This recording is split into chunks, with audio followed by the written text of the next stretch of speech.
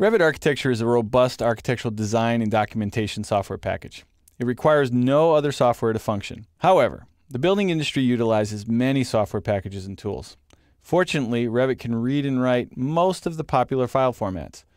The most common file format that you're likely to encounter is Autodesk's own DWG file format, native to the AutoCAD program. If you need to share files with other architects and engineers, there's a really good chance that somebody on the team is going to be sending you data in DWG format.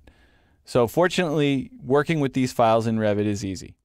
So I'm here in a blank empty file started with the default template. I'm going to click the Link CAD button here on the Insert tab. Now there actually are two ways to bring CAD data in, Link CAD and Import CAD.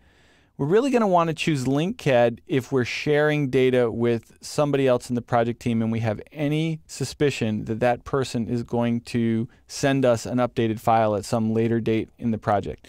When we do a link, we'll later be able to go into the link dialog and actually reload the file should there be a change to the file. If you do import, there is no link and you would have to delete the file and import it all over again. So link is usually a little bit more flexible when you're working with an extended project team. So I'm going to go ahead and click that button. I'm going to browse out to the Chapter 5 folder, and there are a few AutoCAD files provided in this folder. And I'm going to select this one here called AutoCAD Floor Plan. There are a variety of settings down at the bottom of the dialog, and I'd like to kind of walk through a couple of them here. And let's start with the current view only. If you uncheck this, the file will show up everywhere throughout the model. In other words, Revit will treat that like any other model data, and it will show in every view. If you check the box, it will only show the CAD file in the view to which you import it. So in my case, if I kind of move this out of the way and look in the background here, we're currently in level 1 floor plan. So this file that I'm importing with this checkbox chosen will only come into level 1 floor plan. Chances are if you're bringing in a floor plan, it's because somebody on the project team did some early design work in AutoCAD. They either weren't familiar with Revit or they didn't want to use Revit for whatever reason, or it was an old file from years ago. And you probably don't want the first floor plan to show and the second floor and the third floor and the fourth floor. So checking this box is usually a pretty good option when you're bringing in floor plans. So let's move over to some of the other settings here. Colors. AutoCAD is typically on a black background. Revit, as we've seen throughout the training series, is typically on a white background. So the color choices that an AutoCAD user typically relies on are often very bright primary colors and don't look so good on a white background. So we have an option here to invert the colors, make them a little easier to read on a white background, or we can even force the colors to black and white only. Now again, depending on the kind of data, I choose different things here. I almost never choose preserve. I usually choose between either invert or black and white.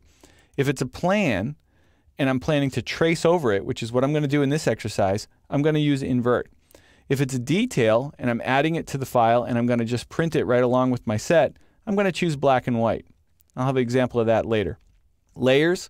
All CAD files are organized into layers. So this just simply tells Revit which layers you're interested in bringing in, and you do have some choices where you could bring in only the visible ones, or you can load up a dialog and specify which layers you want. I'm not sure which layers I want, so I'm going to bring them all in just to play it safe. Positioning. There are lots of choices here. The way that AutoCAD files are situated in space and in the world environment often means that the origin can be hundreds of feet away or sometimes miles away from where the action is actually taking place in the drawing. So this doesn't always mesh well in a Revit world. And so you can try origin to origin and see if things are going to line up the way you want. But more often than not, you're going to find yourself having to go to center just to kind of get it on screen and then move it around. In a later movie in this training series, we'll talk about shared coordinates. And manual options are probably not a good choice for a floor plan, but when we bring in a detail, those might be better choices. So I'm going to try origin to origin, see what that gives me. Sometimes even when I choose that, Revit will complain and say, sorry, I can't do that. I'm going to give you center to center. So let's just see what we get. I'm going to go ahead here and click open. And there's the file. Now in this case, origin to origin worked pretty well because the file was pretty compact. If I go ahead and zoom a region right around here, you can actually see that this file is just another version of condo layout that we've been working on.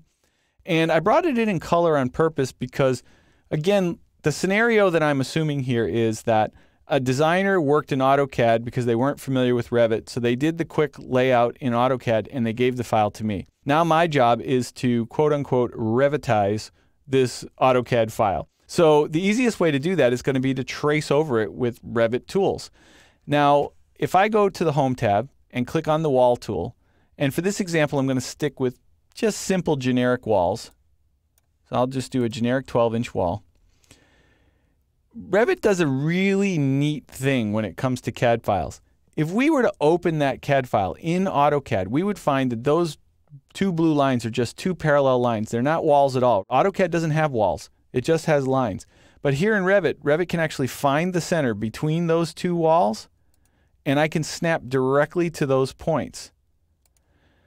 Now, the reason I like doing the colors is because, as you can see, as I trace over this, it starts to cover up the CAD file underneath. And so I kind of know where I've been and how much work I still need to do. And I'm a little off right there. So I probably should zoom in just a touch to get a little bit more accurate. But again, if I pay attention and I get the center line, I'm going to get a much cleaner trace. I'm going to have a lot less rework to do. Now you notice how I'm kind of being a little sloppy at the ends here. If you recall the Modifying Walls movie, we looked at tools like trim and extend and so forth, and that's really going to be a much easier way to kind of clean up things like this. So basically at that point it's more of the same. So I won't go through the whole process of tracing over the whole plan, but you can start to see what's happening here. As I begin to trace over the colored walls, the color will slowly disappear and the black and white Revit stuff will stay on top. And then at that point, when I'm done tracing over the file, I can go to the Insert tab again, click on the Manage Links tools, and the AutoCAD file will show here on the CAD Formats tab, and I can just simply unload the CAD file, and that will leave me with just the Revit geometry that's on top. Later, if my designer gives me an update, I can reload the CAD file, make adjustments, and then unload it again. In a simple nutshell, that's basically the process of bringing in a CAD file. There's a variety of reasons why you might want to do that. I've painted a scenario here where you're bringing in something from a designer and you're tracing over it, but there are other reasons why you might bring in CAD files as well.